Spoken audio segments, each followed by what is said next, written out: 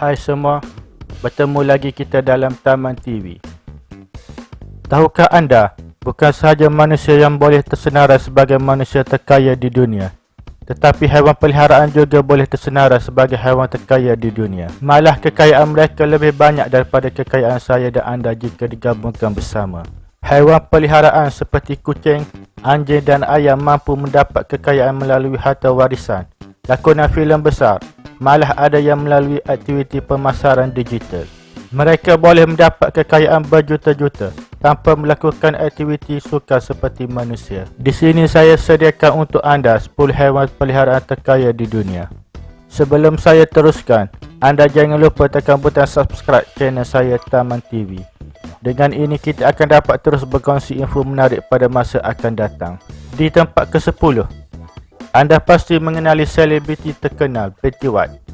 Beliau adalah selebriti Hollywood yang terkenal sebagai pelakon, komedian, penyanyi, penulis dan personaliti TV. Beliau mempunyai sifat penyayang terhadap haiwan, terutama terhadap anjing peliharaannya sendiri yang bernama Pontiac. Baginya, Pontiac amat istimewa dalam hidupnya. Jadi beliau telah mewariskan $3 juta kepada Pontiac selepas beliau meninggal dunia. Beliau telah lakukan itu demi masa depan Pontiac selepas beliau tiada lagi nanti. Di tempat ke-9, beruang yang dinamakan Bart. Beruang bertuah ini banyak memindai kekayaan melalui bidang lakonan. Beliau telah berlakon dalam filem Dr. Dolittle 2, Zookeeper, Into the Wild dan Game of Thrones. Ia juga terlibat dalam TV show termasuk Scrubs dan CSI. Dengan memasuki bidang lakonan, ia berjaya membina kekayaan lebih daripada $6 juta. Di tempat ke-8, Conchita.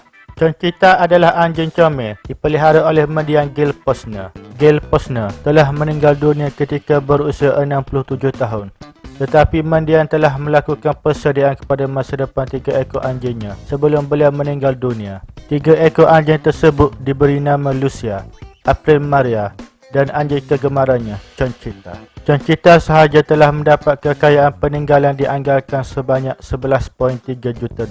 Ia hidup dalam serba kemewahan, mempunyai pengawal peribadi dan mendapat rawatan spa secara mingguan. Rantai Cartier yang dipakainya pun sudah berharga $10,000. Di tempat ke-7, Blackie. Sebelum ini Blackie pernah dimasukkan dalam rekod dunia sebagai kucing paling kaya di dunia. Blackie sebelum ini pernah tinggal bersama jutawan barang antik Ben Rare dan bersama 14 ekor lagi kucing. Blackie adalah kucing kegemarannya yang dijaga dengan baik sehingga akhir hayat Ben Rare.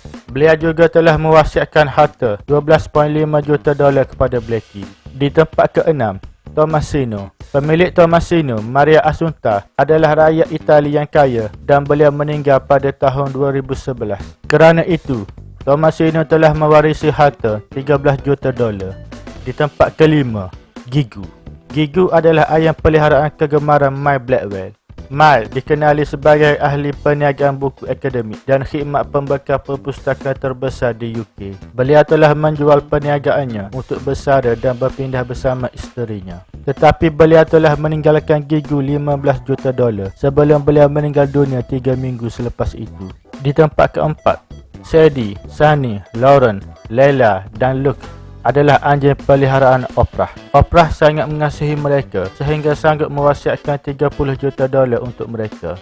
Di tempat ketiga, kucing peliharaan yang bernama Olivia adalah kucing yang dimiliki oleh penyanyi terkenal Taylor Swift. Kucing itu mempunyai kejaya seperti tuannya yang banyak memperoleh wang melalui iklan dan video di internet. Dikatakan ia memperoleh pendapatan sehingga $97 juta. Di tempat kedua, Grumpy Cat antara kucing terkenal di dunia.